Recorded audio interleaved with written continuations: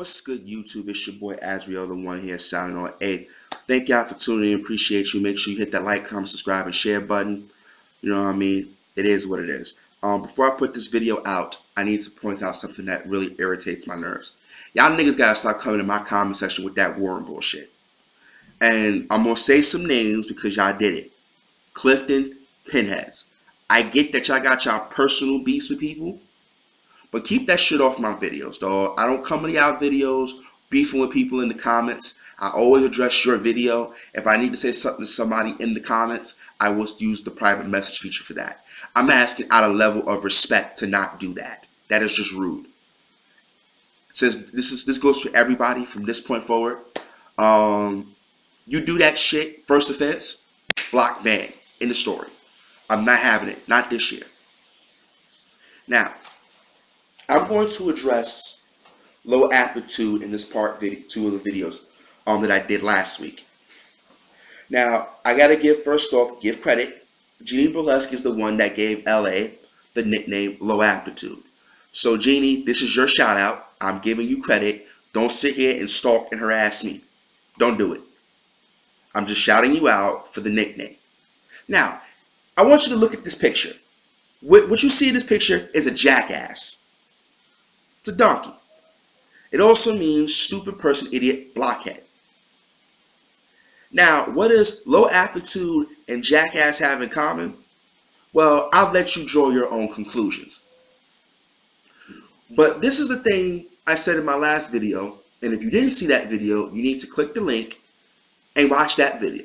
And in that video, you will see source videos for 2 of the videos which I derived my content. So once you watch my video, you need to go watch those other videos. Now, here's my thing. Low aptitude, you are a fraud. And you are a fraud for several reasons. But the main and the most important reason is that you appear to me to be a square trying to relive a romanticized hood life. Number 1, the hood life is nothing to romanticize in the first place.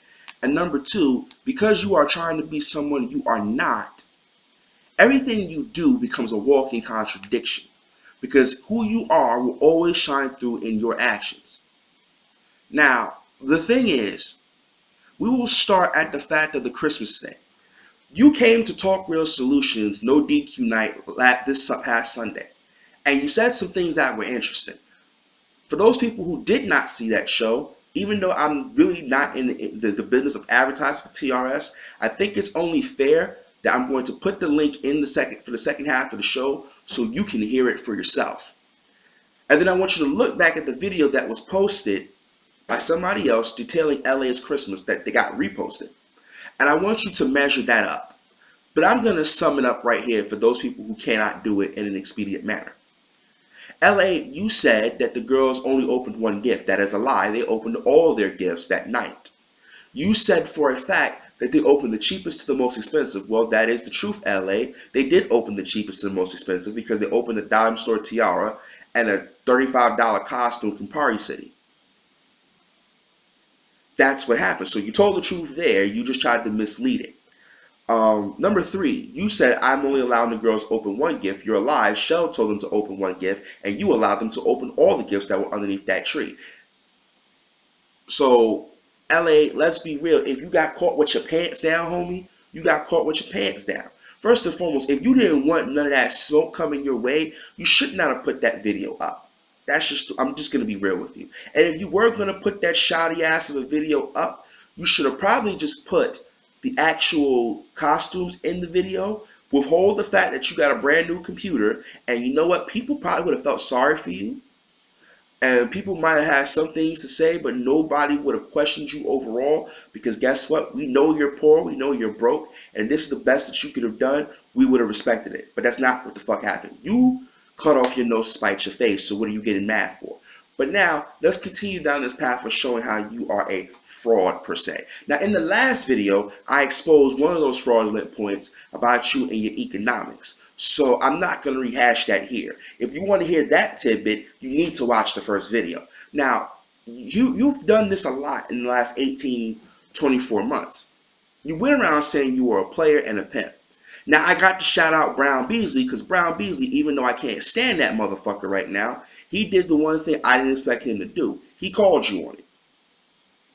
And he exposed you on Talk Real Solutions for being something that you're not.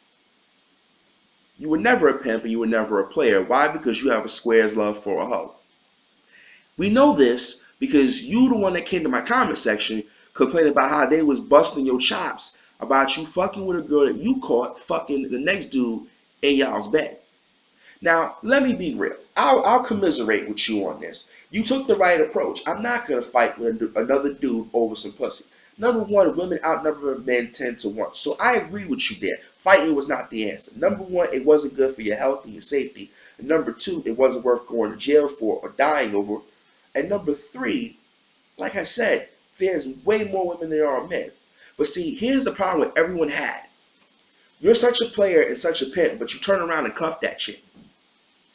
Now, I get it. She might be the most attractive woman you've ever had. To me, she's like death formed over. But you know what they say, beauty is in the eye of the beholder. Okay, I understand this. But when you're a player and you bought your scratch and your Skrilla and looking good, when you saw that shit, nigga, didn't you think maybe I should go find the next chick?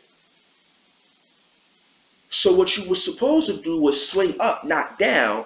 You were supposed to cuff a finer looking chick that got bread, that got everything she's supposed to have on her end. You were supposed to G that up, get them draws. She's supposed to help you elevate to the next level. The two of y'all build something. You come back with that scratch, scoop your daughters, and be like, look, this is what you could have had, but you fucked that up. I hope the nigga that you was dicking was worth it. Because my daughters is going to enjoy a good life. I'm going to enjoy a good life, and your pockets is going to be empty. Or you get it how you get it. It's whatever. Peace, deuces. But that's not what you did. You turned around, went back, and cuffed it. And see, now I understand to a point why I look at Shell and I see that she tolerates you a little bit. She may love you, but I can almost be certain she has no respect for you because no woman is going to fuck the next nigga in y'all's crib. That's just played up disrespect. And if you was a player or pimp, let's not say pimp. If you was any kind of player, nigga, your bitches would be in check. But if your bitches were in check, you could never have called her fucking the next nigga. I mean, if she was going to step out, she was going to step out. But the difference was, she would have made it look like she was in check. This bitch just blatantly disrespected you in the bed y'all laid. And you cuffed her, why? So I have this theory then, LA. It's either one or two things. Either you don't get as much pussy as you claim you do, or she got you whipped the fuck out. Either which way, you taking the L, homie, so you might as well stop fronting and tell the truth in the matter. I don't claim to be Mr. Magic Don Juan. I'm not that guy. Could I go out there and bag a couple of females? Yeah. But see, the last time I went out there slumming and slinging dick is how I got a baby, an extra child that I wasn't supposed, that otherwise would never have been if I hadn't gone out there and done that. And I'm grateful that I have my baby boy. He's my world. But let's keep this real. Obviously, I had some GMAC to go out there and fuck and get an extra kid. So, and I learned my lesson. But where it pertains to you, it's highly now, it's questionable. It's questionable. Just because of how you handled that situation, your whole entire track record with females is now suspect. But let's move on. Then you claimed about how your real talk. LA, let me just point this out to you. Low aptitude. Your real talk is not real talk at all. Because 9 times out of 10, your pro-black stance is tidbits and pieces of everybody else that you borrowed, you've read, or you saw somewhere. Nothing you propose is the original thought. Now, I know what you're thinking. You might say, well, Azriel, you took Tommy Sotomayor's shit. You saying the exact same thing as he says. And I'm going to tell you that answer right now. That's a lie. We have some agreeable common points. I don't go after the news media. I talk about things that I see. I talk about things that trouble me, the patterns I see with regards to guns and law enforcement, which I got called a coon for telling black people, if you are legally able to carry a gun, you should carry a gun. I got called a coon and a house nigga because I told niggas stop crying about the fucking race card and look at the facts of what they are. Remember, these are your words, LA. You called me a coon nigga. You said all these dumb shit, called me a house nigga, all this shit. Remember, you said these things. But what I actually said made total sense. And anybody with common sense could agree with me. But you have the same old fools coming to your shit, bigging you up. Just saying, LA, your real talk doesn't make any sense, because what the fuck does post-traumatic slavery syndrome, which doesn't exist, the so quote-unquote meritorious manumission, which I have no idea what the fuck that is, because that doesn't even sound like it's, well, manumission doesn't even sound like a word, because it sounds like a blend of a portmanteau of manual transmission. Honestly, it doesn't make sense. What you're talking about is real, because the thing that you talk about has something to do with the ghetto culture that most black people are trying to get the fuck away from. You know, that cycle of making bastard kids, living poor, uneducated, no job opportunity. But your real talk videos never really speak out about that. And speaking of speaking out, LA, Michelle, you need to perk your ears up for this one. Why is it when motherfuckers do some shit that's just out of line, your black ass don't never say nothing? I'm going to give you an example. Kevin Smith sent William Smith, signed the Ghetto Hedgehog, a picture of his dick. Why the fuck you ain't say nothing? Kevin Smith is trying to fuck with a minor. He's going around saying he gonna fuck little kids in their ass. But you never say nothing. Kevin Smith went around talking about having things inserted into his rectum. But you never say nothing. Kevin Smith has said about David Carroll, when he see with a cigar in his mouth, he get an erection and starts having pre-cum flow out of his penis. And you never said nothing. What's going on there, LA? What's going on there? Oh, and by the way, you like to tell men it's going to hurt before it feel good. You tell men to suck your entire dick. You told people to tell men to suck your dick extra naked, shaft in the balls, which, by the way, makes no fucking sense. What you should have said was, make sure you suck my dick extra hard and make sure you get down in the shaft and cup the balls. And still, even if you said that, you don't say that to another dude.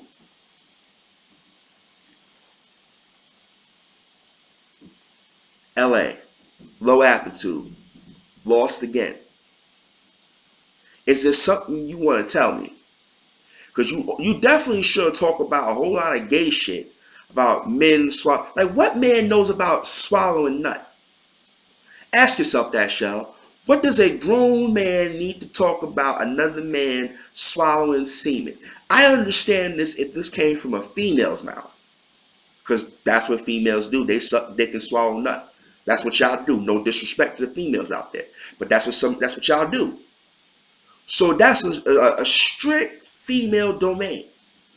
What is a grown, quote-unquote, heteronormative male got any business letting that type of language come out of his mouth and think he's straight? Is there something you want to tell us, LA? For real, all jokes aside, because I'm starting to think your ass is a little suspect here. Because you claiming that you's a heteronormative man, but you talk a lot of gay shit to straight men. I don't like old man Melvin. I don't get it. I don't get it. I don't get it. And it's making my dick hurt trying to figure this shit out. So let's recap so far. In my previous video, I busted you up about the money situation. So we exposed that lie. I hit you up on the fact that you don't really get bitches. You really ain't getting money. You ain't really getting no bitches like that. And even if you are fucking these females, the quality of these females is questionable. I done questioned your sexuality, because you done said some shit that don't make no goddamn sense, and no heterosexual man is gonna say that shit. And I just sat there and questioned your real talk for a little bit. Because the way it seems to me, your real talk videos ain't much talk at all. It's just glorifying some shit that nobody really wants to glorify, and it's shit that don't make no goddamn sense if it's outside that realm. Let's be real. Nobody really watches your real talk. I mean, it is what it is. I'm sorry to say that, but come on. Let's not kid ourselves here. So is there anything else I feel I need to mention in this breakdown? Let me think. As a matter of fact, those people, and this is an extension, if I've missed something, please feel free to put it in the comment section below. But I think I've done a fairly good point in wrapping this shit the fuck up and explaining my position to you.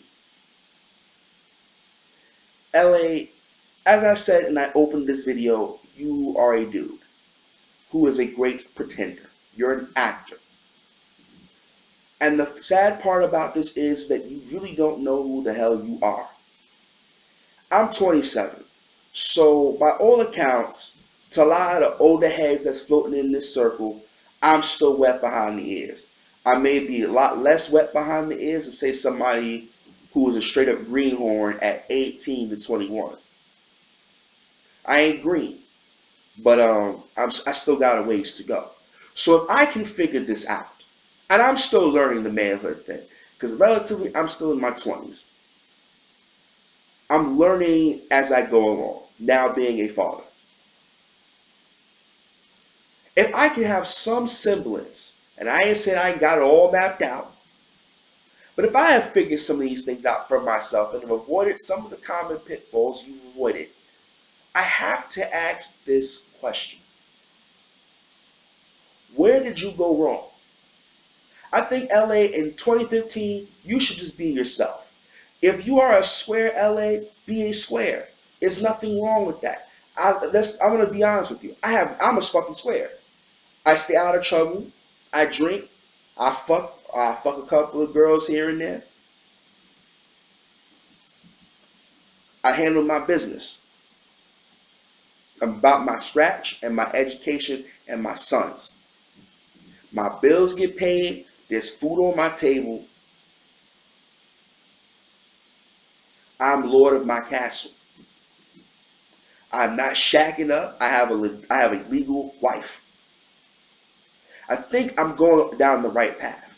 So if I'm able to do this, LA, and I'm not saying you got to marry the girl now, but if I, at 27, have accomplished a lot more you did in somebody in their late 30s to mid 40s, there's a problem. And I think that if you're a square LA, you know what you should do this shit? Be a square. Be a square. Be who you are. There's nothing wrong with that. Now there is something wrong with you being a coon, because that's part of who you are, and being a liar, because that's part of who you are. So you might want to fix those character flaws first. Because you see that creature in the photo of this video? When you run your yap, that's what you look like. A brain jackass. Now I'm not judging you, but I thought I should point this out because for a man who's spending his time on the airwaves cooking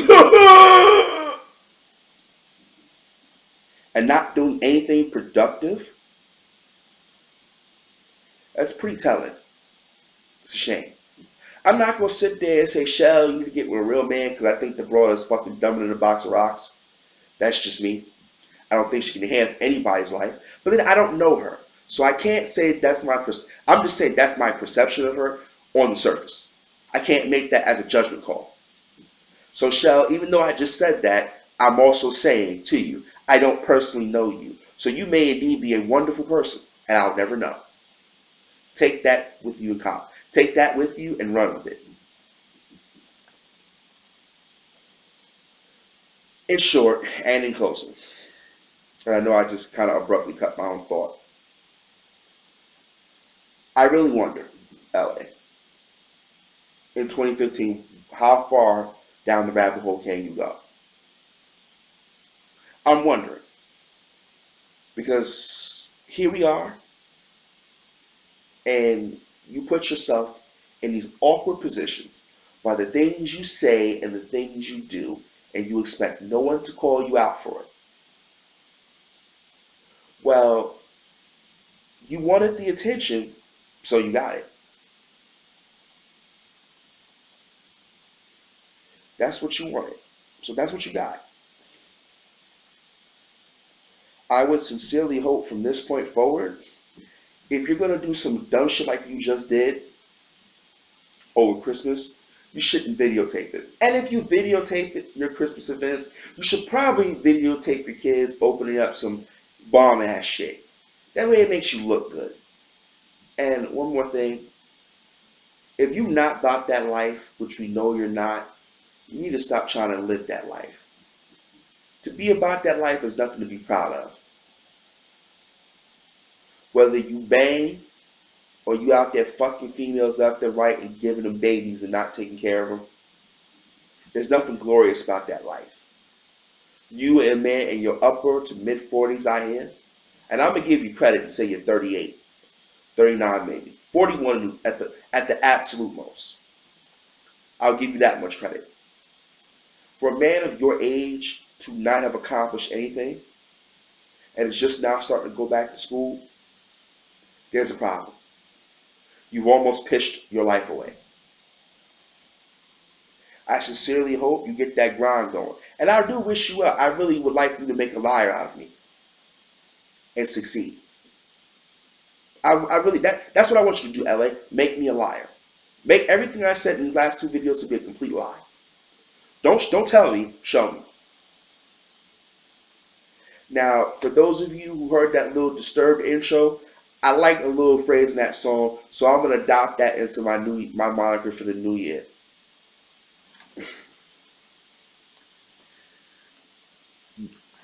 But I won't do that. I won't come up with that moniker until next video, so you'll have to wait. So at least for one more day, you're gonna hear this line. If you come to this channel looking for change solutions, understand that change starts with one. Looking at my own reflection, when suddenly it changes, violently it changes. Oh no, there is no turning back now. You've woken up the